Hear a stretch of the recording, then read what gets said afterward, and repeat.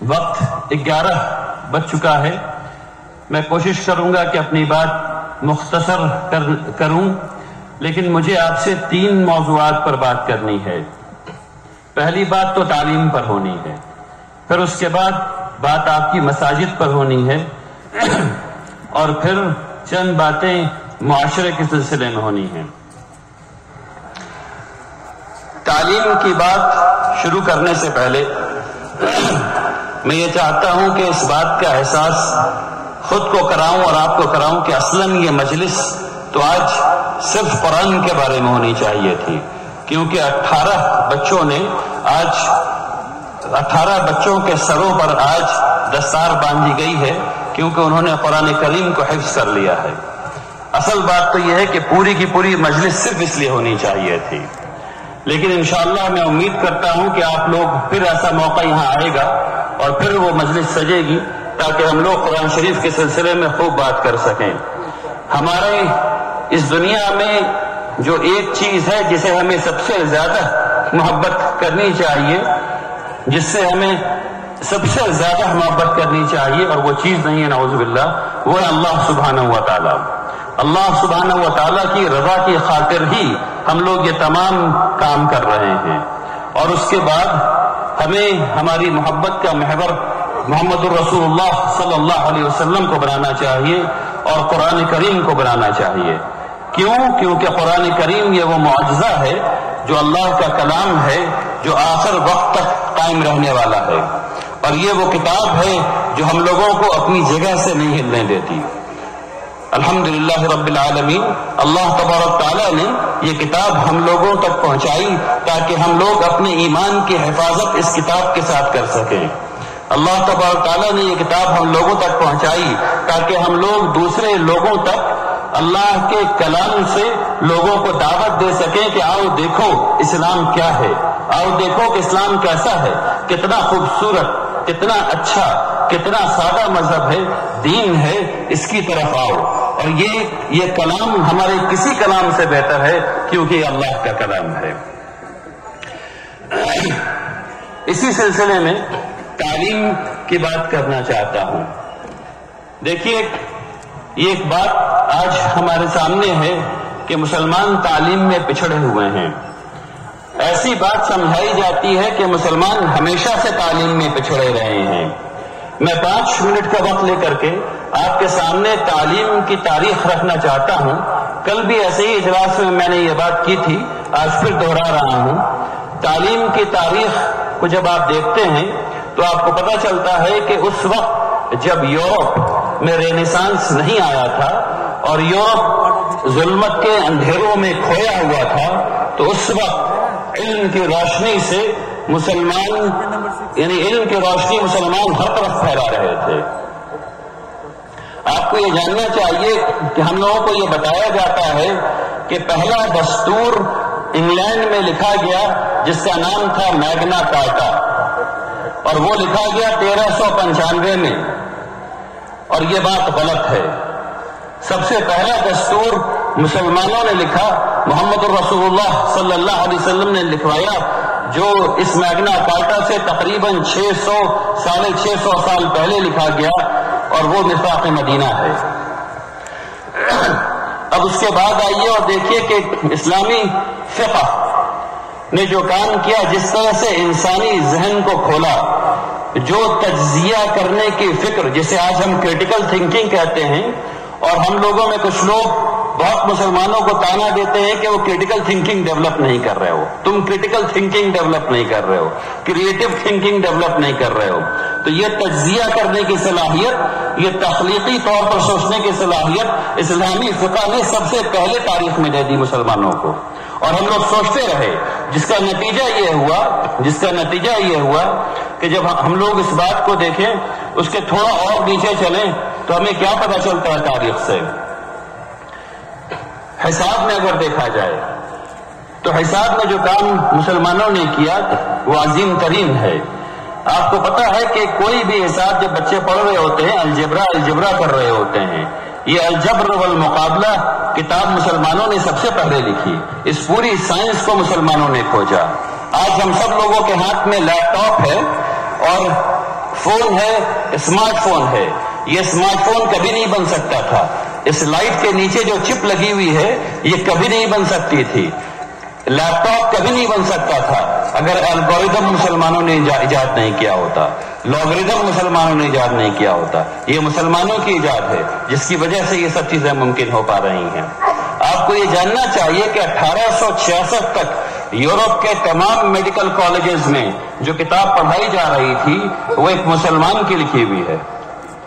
Europe میں 1866 تک جو میڈیکل اسکول میں جو کتاب, میڈیکل کالج میں جو کتابیں پڑھائی جا رہی تھی وہ مسلمانوں نے لکھی ہیں.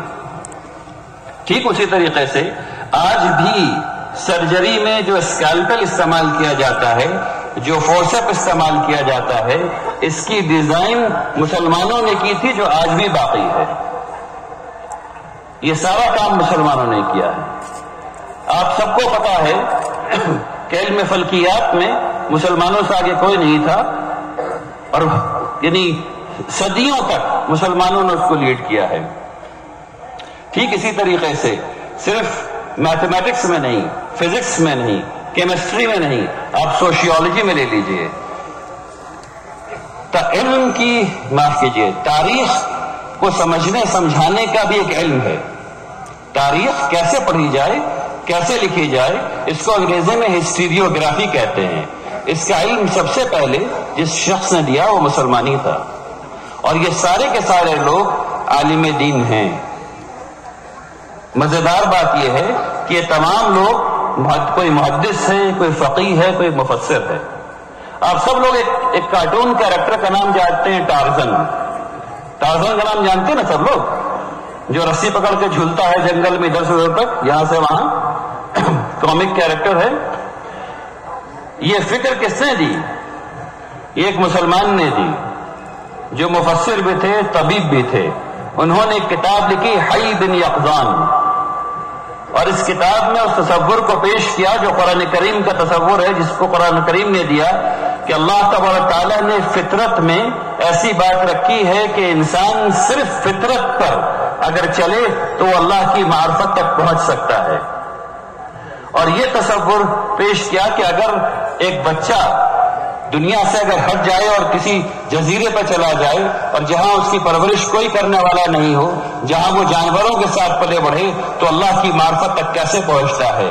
جب یہ کتاب لندن پہنچی اور اس کا ترجمہ لندن میں ہوا تو اس کا نام ٹارزن یا رابنسن کروسو وغیرہ جو بھی رکھا گیا اس زمانے میں, نہیں معاف کیجیے ٹارزن رکھا گیا, تو اس کے مصنف نے لکھا کہ یہ ترجمہ ہے حی بن یقظان کا. تو مسلمانوں نے علم میں بہت بہت بہت نمایاں کام کیا. اب وہ وقت ہے اور آج ہے. اب آج کی بات سنیے. آج کی بات یہ ہے, اور میں اس کو مثال سے پیش کرنا چاہتا ہوں تاکہ بات سمجھ میں آ جائے, کیونکہ فیصد وغیرہ تھوڑا سوچنے سمجھنے میں مشکل ہو جاتی ہے. میں اس بات کو ایسے سمجھاتا ہوں کہ اگر پورے ہندوستان میں مسلمانوں کے پاس صرف 100 بچے ہوں, جس میں 50 بچیاں ہیں اور 50 بچے ہیں, پورے ہندوستان میں اگر مسلمانوں کے صرف 100 بچے ہوں اور ہر بچے کی عمر صرف 6 سال ہو اور وہ پہلی جماعت میں داخل کیا گیا اس کو, یہ مان لیجئے کہ 100 بچے ہیں اور ان کو پہلی جماعت میں داخل کیا گیا, آج پہلی جماعت میں داخل کیا گیا, اس میں 50 بچیاں اور 50 بچے ہیں. میں اور آپ یہ فیصلہ کرتے ہیں پہلے دن کہ اس میں سے 43 بچے کو نہیں پڑھانا. میں اور آپ یہ فیصلہ کرتے ہیں پہلے دن کہ اس میں سے 43 کو نہیں پڑھانا, ان کو نکال کر کے الگ کر دیتے ہیں. وجہ 1000, مجھے علم کے بارے میں پتہ نہیں, مجھے اس کی قدر نہیں, میں جانتا نہیں, میرے پاس پیسہ نہیں, وغیرہ وغیرہ وغیرہ. یہ ساری چیزیں ہیں جس کی وجہ سے ہم 43 کو نکالتے ہیں اور الگ کر دیتے ہیں. اس کے بعد کیا کرتے ہیں, پھر اس کے بعد یہ خیال آتا ہے کچھ لوگوں کو کہ ان بچوں کو مدرسے میں بھیج دینا چاہیے. تو اس میں سے 3.5 بچے کو سمجھانے کے لیے 4 کر لیجیے, 4 بچے کو مدرسے بھیجتے ہیں. 43 نکال دیا, 4 کو مدرسے بھیج دیا. اب اس کے بعد بچوں کی تعلیم شروع ہوئی. جب بچے 10ویں جماعت تک پہنچے تو 32 بچے اپنے خاندان کے, محلے کے وغیرہ وغیرہ کی پریشانیوں کی وجہ سے پیچھے رہ گئے. وہ 10ویں تک نہیں پہنچ سکے. 43 نکل گئے تھے پہلے, 32 بیچ میں گر گئے, 4 جو ہے وہ ادھر چلے گئے. کل ملا کر کے جوڑ جمع کر کے 17 بچوں کو ہم لوگ 10ویں پاس کروا پا رہے ہیں بڑی مشکل سے.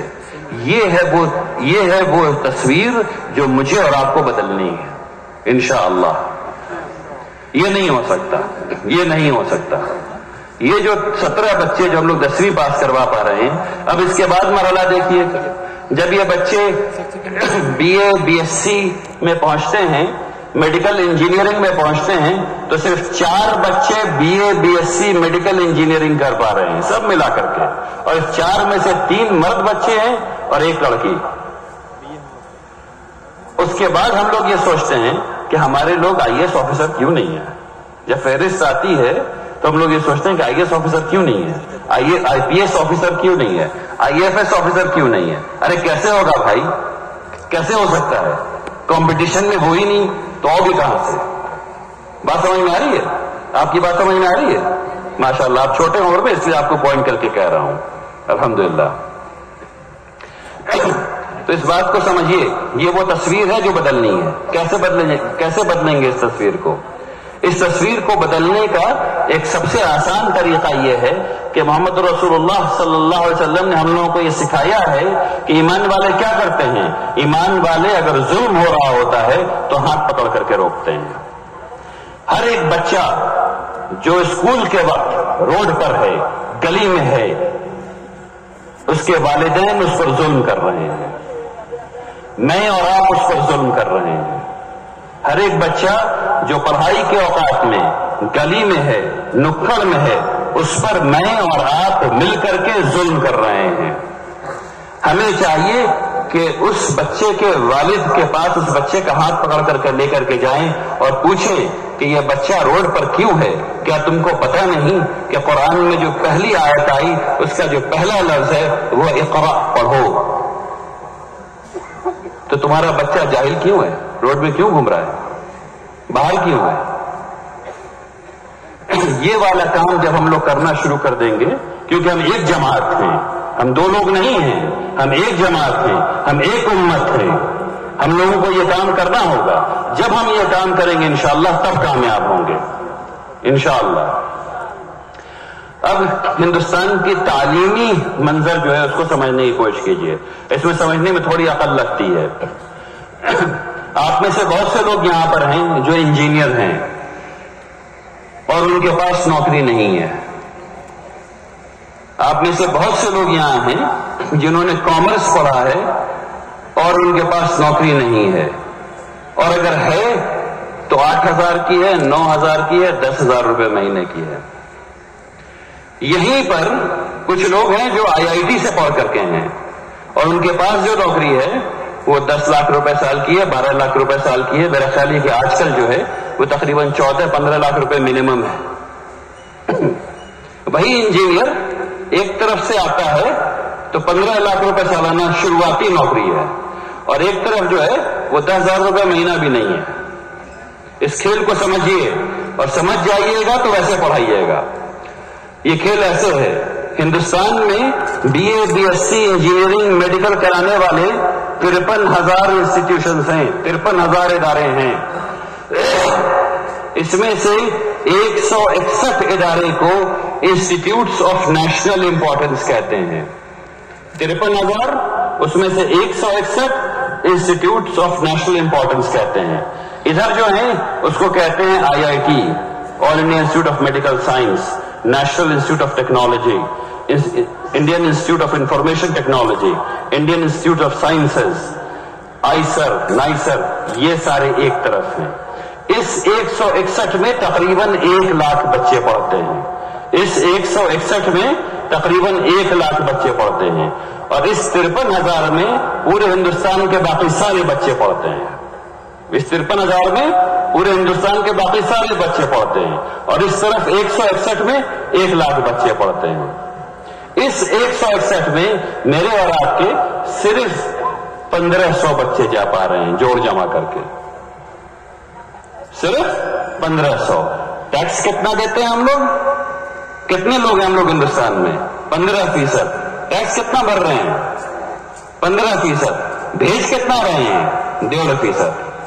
बात समझ में आ रही है? बात समझ में आ रही है? टैक्स भर रहे हैं 15%, भेज कितना रहे हैं? 1.5%। तो ये वो जुल्म है जो मैं और आप अपने बच्चों के साथ कर रहे हैं, इसे रोकना होगा। इधर भेजिए अपने बच्चों को, इधर भेजिए, ताकि वो जब पढ़ करके आए तो यानी बात भी कर सके, उसको समझ में भी आए कि क्या कह रहा है। इधर जो लोग पढ़ करके आ रहे हैं उनको 10,000 रुपए की भी नौकरी नहीं मिल रही है। बात समझ में आ रही है सबके? अब इधर क्यों नहीं बच्चे जा रहे हैं, इसको समझिए। और ये सबसे अहम बात है कि इधर हमारे बच्चे क्यों नहीं जा रहे हैं। इधर हमारे बच्चे इसलिए नहीं जा रहे हैं, और ये तमाम मुदर्रिसीन के लिए है, तमाम मदारिस के मुंतजिमीन के लिए है, तमाम स्कूल के मुंतजिमीन के लिए है। इस बात को समझिए, हम लोग बच्चों को पास कर रहे हैं 35% पे, हम लोग बच्चों को पास कर रहे हैं 40% पे, है ना? यही हो रहा है ना? 40% पे और 35% पे पास कर रहे हैं बच्चों को। हम लोग बच्चों से कह रहे हैं कि अगर तुम 35% नंबर लेकर के आ गए, 40% नंबर लेकर के आ गए, तो तुम क्लास 1 से क्लास 2 में चले जाओ। और इस बात को समझिए, 40% नंबर लाने का मतलब क्या होता है? 40% नंबर लाने का मतलब होता है कि 60% नहीं आता है, 60% नहीं आता है। तो इस बच्चे को जिसको 40% आया था पहली जमात में, इसको आप भेजेंगे दूसरी जमात में। अब दूसरी जमात की जो किताब लिखी गई है वो किस बात को सच मानकर लिखी गई है, इसको समझिए। दूसरी जमात की जो किताब लिखी गई है, मुअल्लिफ ने इस बात को माना था कि पहली जमात में बच्चा जो है वो तमाम मवाद पर कादिर हो गया, उसे पूरी बात समझ में आ गई, तब वो दूसरी जमात शुरू करेगा। यहां क्या हुआ, उसको 60% तो समझ ही में नहीं आया, अब वो दूसरी जमात में चला गया है। तो पहले दिन से वो लंगड़ा है, उसकी समझ ही में नहीं आ रहा। अब वो क्या करेगा, वो सबसे पीछे जाके बैठेगा, वो बच्चा सबसे पीछे जाके बैठेगा। हर बात जो मुदर्रिस कर रहे हैं, हर बात जो टीचर कह रहे हैं, वो उसके ऊपर से जा रही है। बात जानी कहां थी? यहां। जा कहां रही है? ऊपर। इस निजाम को खत्म करना है, इस निजाम को खत्म करना है। पास मार्क्स 30 नहीं होता, 40 नहीं होता, 50 नहीं होता, 60 नहीं होता, 70 नहीं होता, 80 नहीं होता, 90 नहीं होता। पास मार्क्स सिर्फ होता है 100। 100 इम्तियाजी नंबर नहीं है, 90 इम्तियाजी नंबर नहीं है। 100 नंबर लाने का मतलब सिर्फ ये होता है कि बच्चे को जो समझना था वो बच्चे ने समझ लिया है, फकत। 100 नंबर लाने क्या मतलब होता है? जो समझना था वो समझ लिया है। 90 नंबर लाने क्या मतलब होता है कि 10% समझ में नहीं आया है, और पढ़ाइए और पढ़ाइए। बात समझ में आ रही है? अगर इस मेथोडोलॉजी को, इस निजाम को तमाम मुदर्रिसीन एक्सेप्ट कर लें, तमाम मुदर्रिसीन कबूल कर लें, तमाम टीचर हजरात कबूल कर लें, तमाम प्रिंसिपल हजरात कबूल कर लें, तो मैं आपको गारंटी कर सकता हूं कि हमारे सारे बच्चे इधर जाएंगे, इधर कोई नहीं जाएगा। बात समझ में आई? रहमानी 30 में इतने ढेर सारे बच्चे IIT और इंजीनियरिंग और मेडिकल और कॉमर्स कैसे जाते हैं? एग्जैक्टली सिर्फ ऐसे जाते हैं कि वहां जो फोकस है वो 40, 50, 60, 70 पे नहीं है, 80 पर नहीं है। वहां जो फोकस है वो 100 पर है। जब 100 करते हैं तब यह बात होती है। तो आप लोगों को, मेरी और आपकी जरूरत है कि हम अपने तमाम इदारे में इस मनहज को लागू करें, ताकि हमारे बच्चे इधर वाले इंस्टीट्यूशंस में जा सकें इंशाअल्लाह। अब थोड़ी सी बात मस्जिद के बारे में करना चाहता हूं। हम लोगों की यह जरूरत है कि हम लोग मोहम्मद रसूलुल्लाह सल्लल्लाहु अलैहि वसल्लम के मॉडल को अपनी जिंदगी में नाफिज करें। अब ये बहुत हो गया धोखा जो हम लोग अपने आप को देते हैं। हम ये दावा करते हैं कि हम मोहम्मद रसूलुल्लाह सल्लल्लाहु अलैहि वसल्लम से मोहब्बत है, और मैं किसी किताबे पर उंगली नहीं उठाना चाहता। मैं जानता हूं कि अगर मोहम्मद रसूलुल्लाह सल्लल्लाहु अलैहि वसल्लम के नाम पर हम लोग कट भी जाएंगे और मर भी जाएंगे, इंशाअल्लाह ये काम जरूर कर लेंगे। लेकिन जो काम हम लोग नहीं कर रहे हैं वो उनके मनहज को अपनी जिंदगी में नहीं उतार रहे हैं। محمد رسول اللہ صلی اللہ علیہ وسلم کے مسجد کے ماڈل کو آپ دیکھیں گے تو آپ کو یہ پتا چلے گا کہ وہ تمام کام مسجد میں ہو رہا ہے. سفیر آ رہے ہیں کہیں کے مسجد میں آ رہے ہیں، چاہے وہ غیر مسلم ہو یا مسلمان ہو. محمد رسول اللہ صلی اللہ علیہ وسلم کی میٹنگ کہاں ہو رہی ہے؟ مسجد نبی میں ہو رہی ہے. اچھا، اس سے پہلے ذرا چلیں، مسجد بنا کون رہا ہے؟ محمد رسول اللہ صلی اللہ علیہ وسلم خود اپنے ہاتھوں سے مسجد بنا رہے ہیں. ہم لوگ جب مسجد بناتے ہیں تو مزدور لے کے آتے ہیں اور مزدور کو پیسہ دیتے ہیں، اور وہ چیز جو ہم کو جنت میں لے جانے والی تھی وہ مزدور کو پیسہ دے کر کے حاصل کر لیتے ہیں. سوچئے بدنصیبی، سوچئے کیسی بدنصیبی ہے کہ ہم اپنے ہاتھ سے مسجد نہیں بنا رہے. ابھی بھی مجھے پتا چلا مسجد بن رہی ہے آس پاس کہیں، اور وہاں ہم لوگ اپنے ہاتھ سے مسجد نہیں بنا رہے ہیں، ہم اینٹیں نہیں ڈھو رہے ہیں. اور محمد رسول اللہ صلی اللہ علیہ وسلم اپنے ہاتھ سے سارا کام کر رہے ہیں. یعنی پیڑ ہے اس کو لٹا کر کے چھیل رہے ہیں اپنے ہاتھ سے، زمین کو ٹھیک کر رہے ہیں اپنے ہاتھ سے، چھت لگا رہے ہیں اپنے ہاتھ سے، اور ہم لوگ مزدور بلا رہے ہیں کہ مسجد بنانی ہے، اللہ کا گھر بنانا ہے، تم آؤ بناؤ، تم سارا ثواب کماؤ، ہم کو نہیں بنانا. میرے بھائیوں، جب مسجد بن رہی ہو تو اینٹا ڈھوئیے، بالو ڈھوئیے، سیمنٹ تیار کیجئے، لے جائیے، تب جا کر کے مستری کو دیجئے کہ لو لا دیا، اب اس کو ڈال دو، کیونکہ اس کو پتا ہے کتنا ڈالنا کتنا ہی نہیں ڈالنا ہے. کم سے کم یہ سب کام تو ہم لوگ کر سکتے ہیں. ہم لوگ یہ سمجھتے ہیں کہ جب تک پوری مسجد ہم لوگ نہیں بنائیں گے اللہ کے یہاں گھر نہیں بنے گا. ایسا بالکل بھی نہیں ہے. ہمارے پاس، اگر آپ کے پاس وقت ہے تو وقت دیجئے، اگر آپ کے پاس پیسہ ہے تو پیسہ دیجئے، اگر آپ اپنے جسم سے لگا سکتے ہیں تو جسم لگائیے، اور سب سے زیادہ جسم لگائیے. جب جسم لگائیے گا، اپنا ہاتھ لگائیے گا، تب وہ مسجد اپنی کچھ زیادہ دکھے گی. لگا کے دیکھیے ایک دفعہ، اس میں آپ کا اسٹیک ہوگا، تب اس میں نماز پڑھنے کا مزہ آئے گا انشاءاللہ. تو جب بھی مسجد کی تعمیر ہو، مزدوروں کو مت لائیے، خود جائیے، خود بنائیے انشاءاللہ، والنٹیئر کیجئے تاکہ مسجد بن سکیں. اب مسجد کے مصرف کے بارے میں ذرا بات سمجھیے. ہم لوگ مسجد جاتے ہیں، نماز پڑھتے ہیں خالی. کیوں بھائی؟ کیا محمد رسول اللہ صلی اللہ علیہ وسلم کے زمانے میں مسجد ایسے خالی رہتی تھی؟ ایک طرف دیکھیے لوگ چبوترے پر بیٹھے ہوئے ہیں، تعلیم حاصل کر رہے ہیں، دوسری طرف محمد رسول اللہ صلی اللہ علیہ وسلم پڑھ رہے ہیں، پڑھا رہے ہیں، تعلیم دے رہے ہیں لوگوں کو. ایک طرف لوگ ذکر کر رہے ہیں، دوسری طرف لوگ قرآن شریف کو سمجھ رہے ہیں، سمجھا رہے ہیں. تو مسجد تو 24 گھنٹے مشغول رہنی چاہیے، 24 گھنٹے مشغول رہنی چاہیے. کیوں نہیں ہے؟ اس بات کو سمجھیے. کیا ایسا ممکن نہیں ہے کہ ہر مسجد کے باہر ہم لوگ ٹھنڈے پانی کا نل لگا دیں تاکہ تمام لوگ یعنی ہم لوگ کو بنایا ہی اس لیے گیا ہے کہ ہم لوگ دنیا کو تمام مخلوق کے لیے جنت بنائیں. ہم لوگوں کو دنیا پر خلافت دی گئی. کس لیے دی گئی؟ کہ ہم لوگ دنیا کو سنوار سکیں، بنا سکیں، مزین کر سکیں، دنیا کو جنت کا نمونہ بنا سکیں. اس لیے اس دنیا کی خلافت دی گئی. تو کم سے کم مسجد کے باہر اگر ہم لوگ ٹھنڈے پانی کا نل لگا دیں جس سے ہم بھی پیئیں اور تمام لوگ پیئیں تو کتنا ثواب ملے گا. اور لوگ جو دوسرے لوگ ہیں ان کے دلوں میں مسجد کی کیسی محبت پیدا ہو جائے گی، کیونکہ ہم نفع بخش ہو گئے. کیونکہ ہم نفع بخش ہو گئے. خوب یاد رکھیے، اللہ تبارک تعالیٰ ہر اس چیز کو مٹا دیتا ہے جو نفع بخش نہیں ہوتی. ہر وہ چیز مٹ جاتی ہے جو نفع بخش نہیں ہے، اور ہر وہ چیز قائم رہتی ہے جو نفع بخش ہے. اس لیے مسجد کو نفع بخش بنا دیجئے. پانی ایک مثال ہے، کھانا دوسری مثال ہو سکتا ہے. ہم سب لوگوں کے گھر میں 2 روٹی زیادہ بنتی ہے، سبزی زیادہ بنتی ہے. مسجد کے باہر ایک فریج لا کے رکھ دیجئے اور اس کے بعد اس میں کھانا رکھ دیجئے جو آپ کے گھر میں بنا ہے زیادہ بن گیا ہے، وہ لا کے رکھ دیجئے اور پوچھئے مت، جس کو چاہیے وہ آ کے لے جائے کھائے. ٹھیک یہی کام آپ مسجد کے ساتھ کپڑے کے ساتھ کر سکتے ہیں. آپ کا وہ کپڑا جو پرانا ہو گیا ہے اس کو دھو کر کے، استری کروا کر کے، آئرن کروا کر کے مسجد میں ایک ریک بنوا دیجئے، اس میں رکھ دیجئے، جو ہے لے جائے. کسی کو مانگنا نہیں پڑے، کسی کو دینا نہیں پڑے. لیکن وہ لے کہاں سے جا رہا ہے؟ وہ مسجد سے لے جا رہا ہے. یہ اہم بات ہے.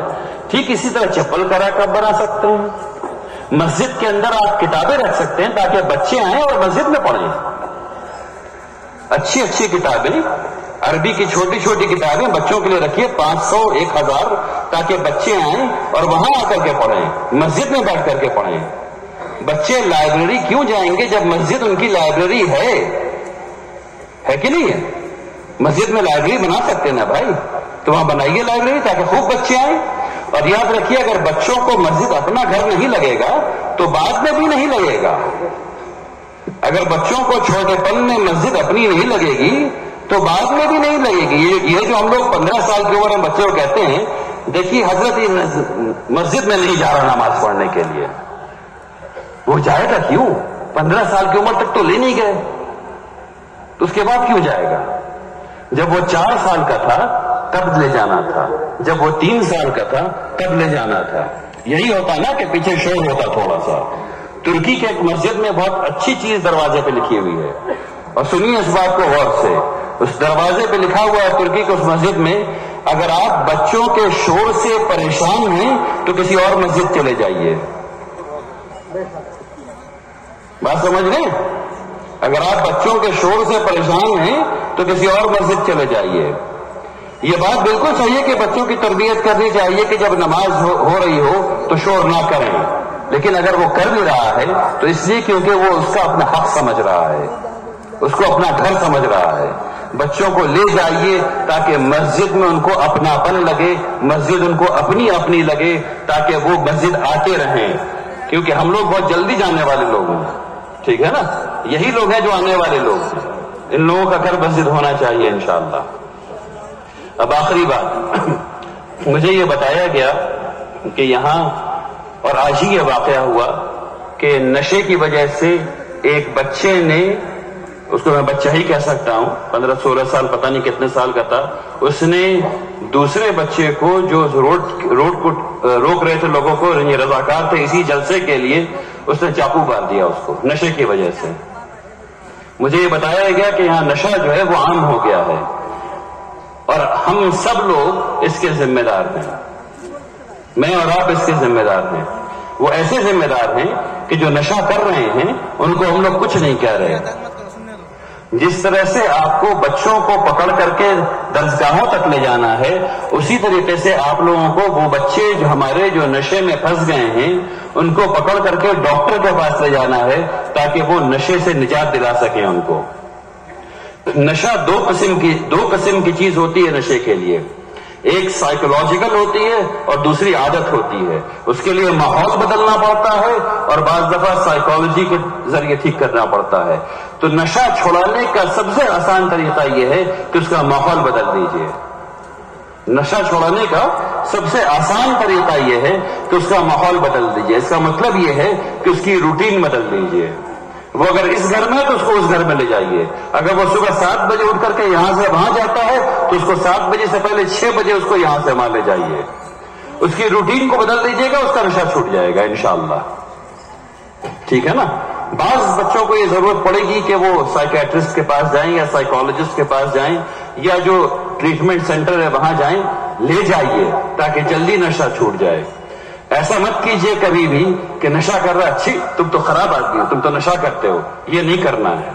اگر یہ کر دیجئے گا تو زندگی بھر کے لیے گیا، یہ نہیں کرنا ہے۔ محبت سے بلانا ہے، ہاتھ پکڑ کر کے لے جانا ہے، پیار سے انشاءاللہ۔ آخری بات، مجھے یہ بھی پتا چلا کہ شادی محل کا بہت ڈھیر سارا رواج یہاں ہو گیا ہے۔ لوگ اپنی شادیوں میں بہت زیادہ پیسہ خرچ کر رہے ہیں اور شادی محل میں کرایہ دے دے کے شادی کر رہے ہیں۔ 60,000 روپے، 70,000 روپے، 1 لاکھ روپے لوگ ایک رات کا کرایہ دے رہے ہیں شادی محل کا اور وہاں شادی کر رہے ہیں۔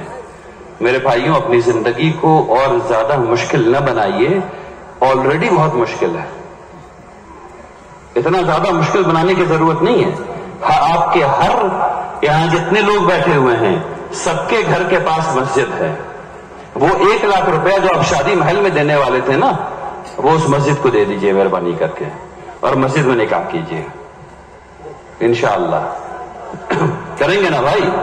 انشاءاللہ۔ اچھا، جن کا نکاح ہو چکا ان کو دوبارہ کرنے کی ضرورت نہیں ہے، صرف وجہ سے انشاءاللہ۔ ٹھیک، میں اپنی بات یہاں پہ ختم کرتا ہوں انشاءاللہ۔ اللہ سبحانہ و تعالیٰ سے دعا ہے کہ اللہ تبارک تعالیٰ حضرت